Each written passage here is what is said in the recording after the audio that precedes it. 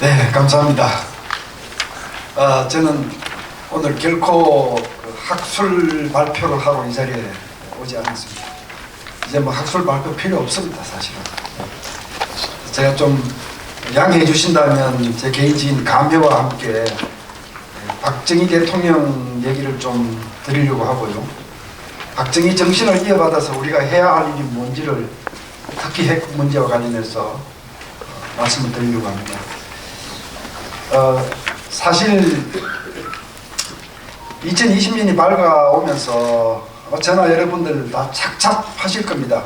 금년에 무슨 일이 있는지 우리 다 알고 있고, 국민이 깨어나지 않으면 대한민국이 결단날 수도 있는 운명의 한 해가 밝았다, 이렇게 생각을 하는데, 그런데 북한 핵 문제에서 아무런 진전도 없기, 북핵의 인질로 전락해 있는 이 국민, 불쌍한 국민에 대해서는 아무런 관심도 쓰지 않고 오로지 북한에 대해서 해바라기처럼 바보하고 있는 이 정권을 바라보면서 정말 한심하기 짝이 없다, 한심하기 짝이 없다 라는 생각이 울분 참 참기가 어렵습니다. 여러분, 동문서답이라는 말씀 아시죠? 정말 동문서답입니다. 문재인 정부가 동쪽을 가리키면 답은 반드시 서쪽에 있어요. 왜 하는 일마다 전부 반대되는 일만 합니까? 두문불출도 아시죠, 여러분?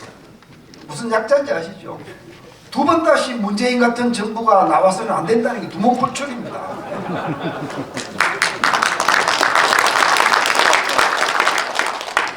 그래서 제가 박정희 대통령 말씀을 드리기 위해서 제 말씀을 좀 외람되게 드리고 싶은데, 저는 사실 어린 시절 박정희를 무척 정오하면서 젊은 시절을 보냈습니다.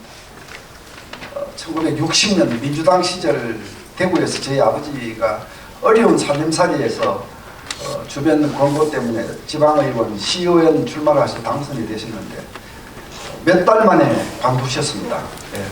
5.16 쿠데타 때 5.16 혁명이 일어나서 관두셨어요. 근데 저희 아버지가 그때 실직자가 되시면서 저한테 이런 말씀을 남겼어요. 박정희 때문에 우리는 굶어 죽게 생겼다. 그런데 나라를 보면 박정희가 하는 게 맞다, 그러셨어요. 어쨌든 참 미웠어요, 저는 그때. 제가 대학 시절 때는 총학생회장을 했는데 그 힘든 선거를 통해서 총학생회장에 당선이 됐는데 좀 있으니까 전국적으로 모든 총학생회가 다 강제 해산되더구만요. 참 제가 굉장히 미워했습니다. 그런데 제가 성인이 되고 제 운명이죠. 저는 대한민국을 강대국 만들고 싶다는 생각 때문에 핵 공부를 한 사람입니다. 이게 제 팔자고 제 운명이었습니다.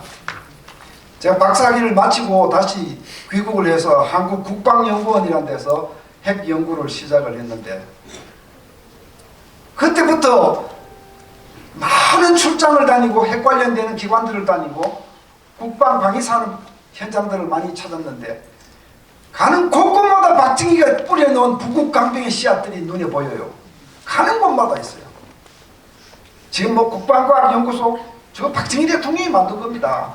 지금 우리가 지금 이만큼 방위산업 할 수 있는 거, 이거 그때 박정희 대통령이 씨앗 다 뿌린 겁니다. 대전강 가보세요. 수두룩합니다. 박정희 대통령이 뿌려놓은 씨앗. 아마 현역으로 군대 생활을 하신 여러분, 많은 어르신들 분들보다 아마 제가 더 많이 다녔을 겁니다. 그 박정희의 뿌리를 찾고 보고 하면서, 아, 이 사람이 독재자였지만 애국자였구나 라는 사실을 저는 발견했고, 나중에 공부를 하면 할수록 박정희를 독재자라고 비판했던 이후에 민주화를 얘기했던 민간인 대통령들이 도대체 무엇을 남겼느냐, 저는 반문하고 있습니다. 지금 제가 그때 학위를 마치고 와서 바로 아까 조갑재 대표님 말씀하셨습니다마는 대한민국이 핵 무장을 하지 않으면 강대국이 될 수 없다라는 생각을 가졌고, 그런데 핵 무장, 당장 핵 무장하자는 얘기 자체는 제가 보류했습니다. 왜? 공부를 하면서 핵세계 현장을 제가 똑똑히 다 배웠죠.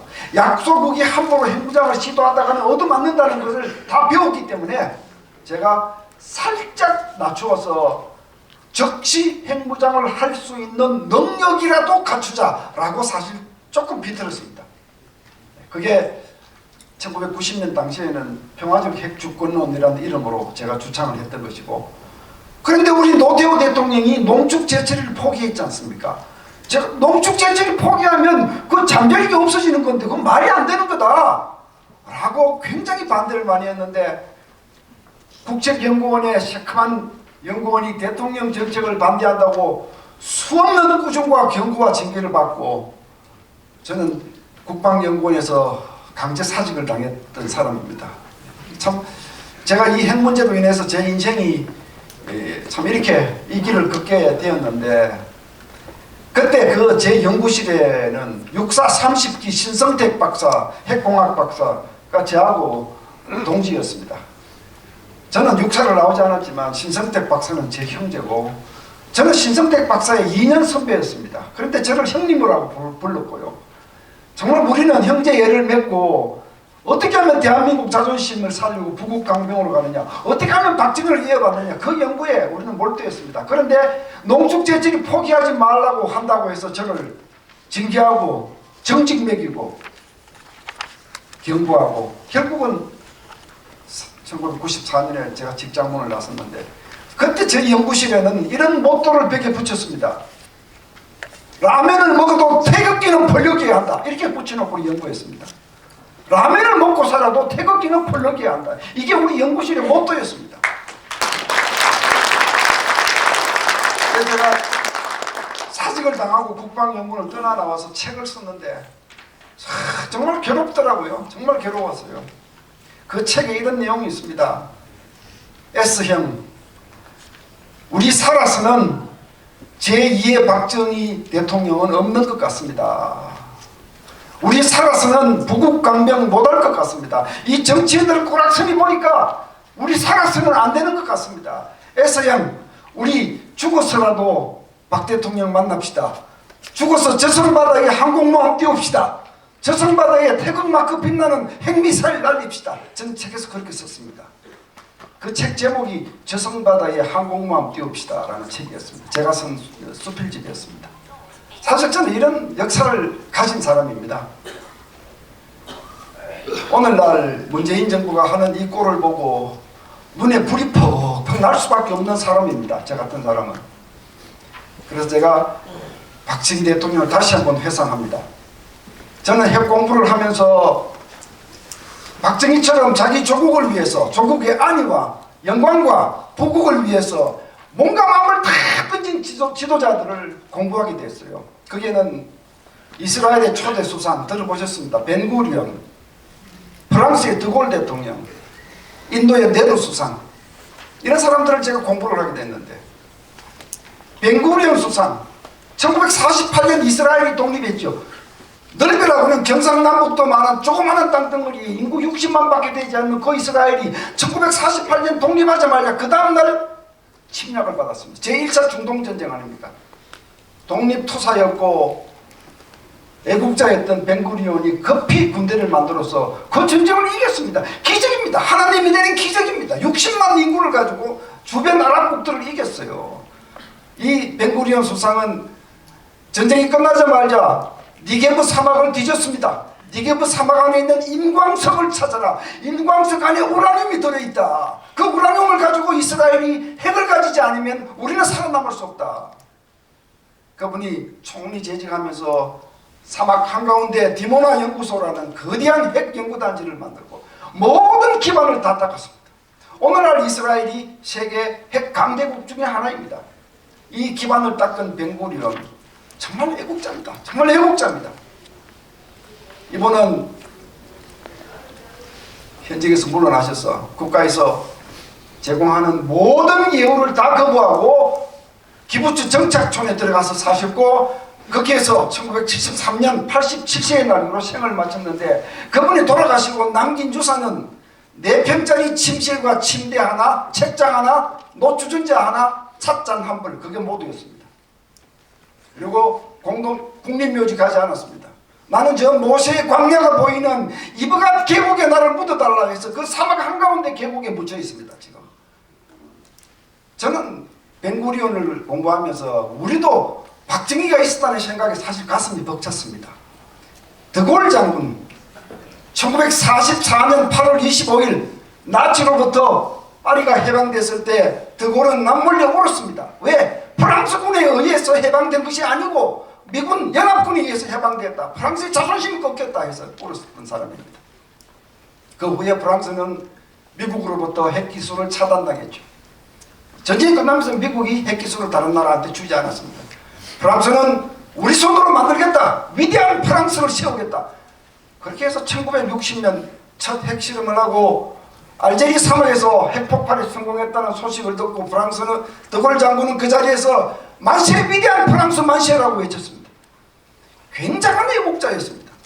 그분도 대통령직을 마치고 은퇴하고 나서 국가가 제공하는 모든 예우를 거절하고 자기가 청년 장교 시절을 보냈던 콜롬베라고 하는 조그마한 시골 마을에 들어가서 거기서 생을 마쳤습니다.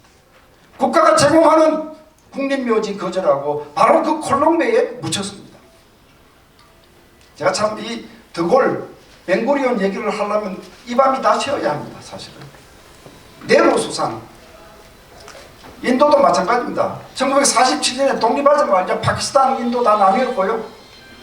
무척 혼란스럽고 무척 가난했습니다. 그런데 이 네로 수상은요, 인도야말로 지금은 가난하지만 세계 강대국이 될 수 있는 모든 요건을 갖춘 나라다. 그래서 인도를 스스로 슈퍼 베이비라고 불렀습니다. 자기 조국을 슈퍼 베이비라고 불렀습니다. 비록 지금은 베이비이지만 나중에는 자이언트가 된다는 얘기입니다. 1954년 네로 수상이 인도 의회에서 했던 연설이 저는 지금도 귓가에 생생합니다. 저는 박사 공부를 하면서 인용했습니다. 그 내용을. 인도 국민들이여, 눈을 들어 세계를 보라. 미국, 소련, 중국 다음 가는 네 번째 강대국이 될 나라가 누구인지를 보라 이랬어요. 자기 나라 국민들한테. 그리고 그 인도 네로 수상은 절대로 중국하고 맞서지 않았어요. 그러면서도 중국보다 먼저 핵기술을 터득했고 우주 개발은 중국에 앞섰고 모든 핵무기 기술을 중국보다 앞서갔지만 결코 핵 무장을 서두르지는 않았습니다. 가난을 극복하고 보자. 1964년 중국이 핵실험을 했을 때 인도 전역에서 우리는 못하느냐고 난리가 났죠. 그런데 인도 지도자들은 네루의 명을 받아서 나서지 않았습니다. 기다렸다가 1998년 핵실험을 하고 단숨에 세계 네 번째 핵보유국이 되었죠. 오늘날 인도를 함부로 얕볼 나라는 아무도 없습니다. 그 밑바닥을 깔았던, 씨앗을 뿌렸던 인도 핵의 아버지가 네루고, 프랑스 핵의 아버지가 드골이고, 이스라엘 핵의 아버지가 벵구리온입니다. 대한민국의 핵의 아버지가 바로 박정희 아니었습니까? 1970년대 닉슨이 등장해서 아시아는 아시아, 너희들이 알아서 방어를 하라. 7사단을 뺐습니다. 1971년에. 박 대통령이 큰일 났구나, 우리가 살아야 되겠구나 하고 핵무장을 결심하고 추진을 했고, 다 아시는 스토리입니다. 그러나 1974년에 프랑스와 제철이 계약을 맺고 건설을 시작하니까 미국에서 강력히 압력을 넣어서 결국 1975년에 각서를 썼습니다. 핵 개발하지 않겠다고. 근데 그냥 물러서지 않았습니다. 그러면 나한테 뭘 해줄 거냐고 난리를 쳐. 그러면 지켜줄게. 지금부터 모든 철수, 미군 철수 계획은 다 백지화 시킬게. 그리고 총 만드는 기술, 무기 만드는 기술 다 넘겨주고. 1978년 저 한미연합사 그렇게 해서 만들어진 거 아닙니까? 대한민국을 살리기 위해서 모든 발버둥을 다 친 사람이 박정희 대통령입니다.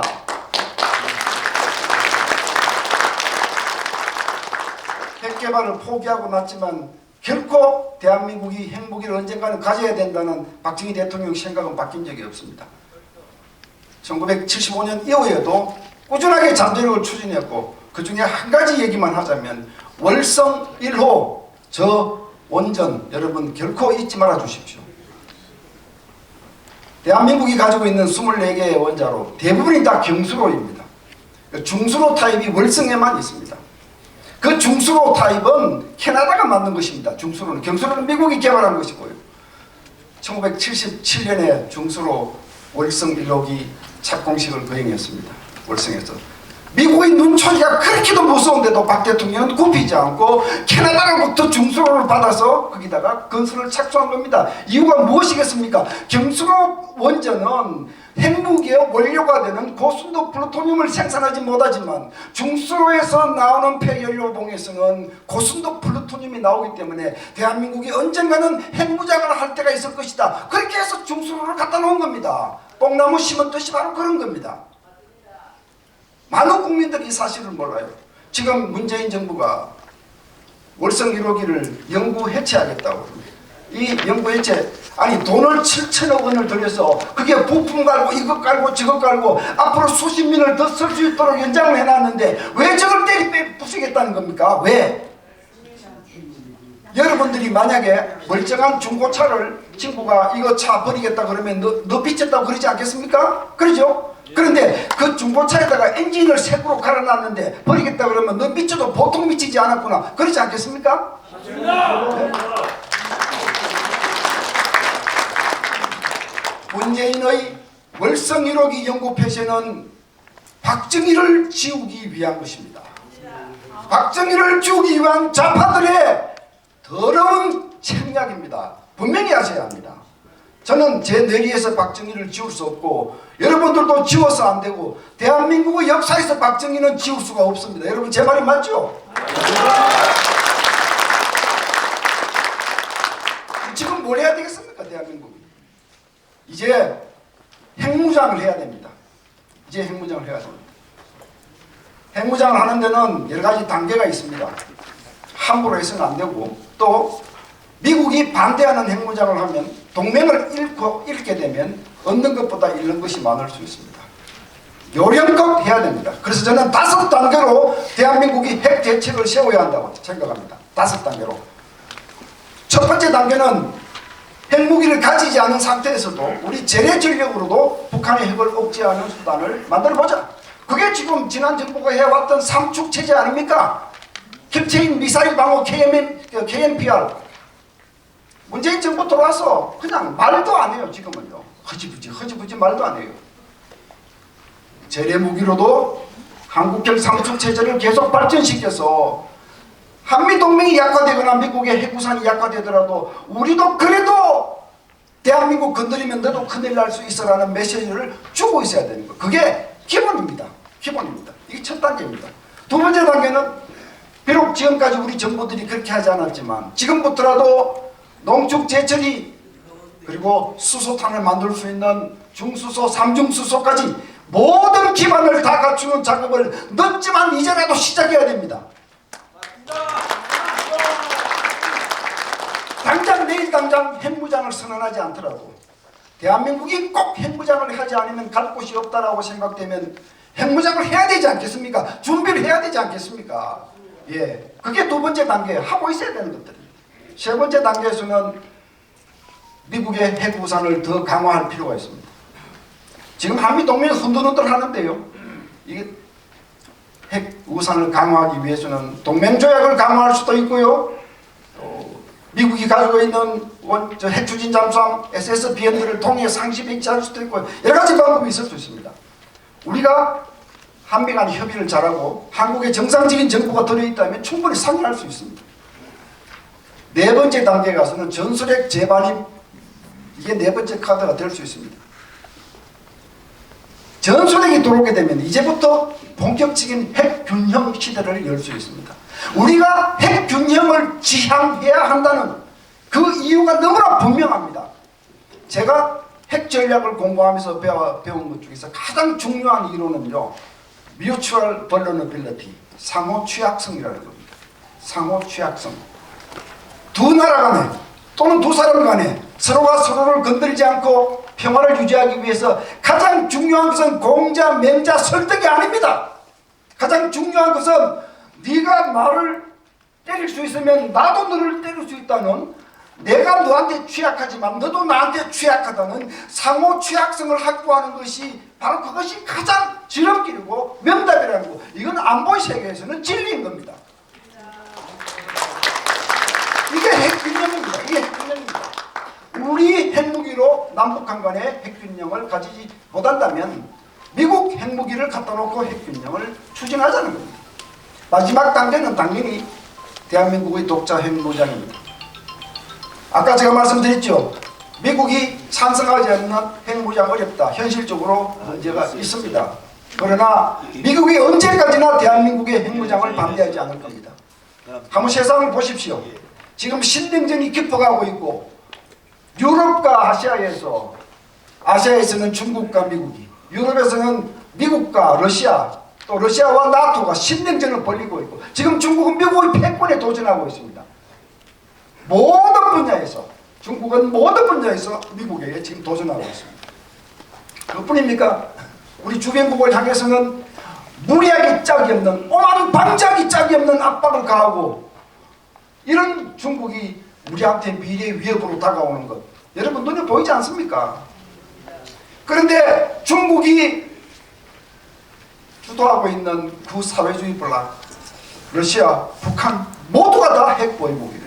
모두가 다 핵보유국입니다. 미국이 언제까지나 일본, 한국 너희들은 핵무장하지 마. 내가 핵우산으로 보호할 테니 너희들은 핵무장하지 마.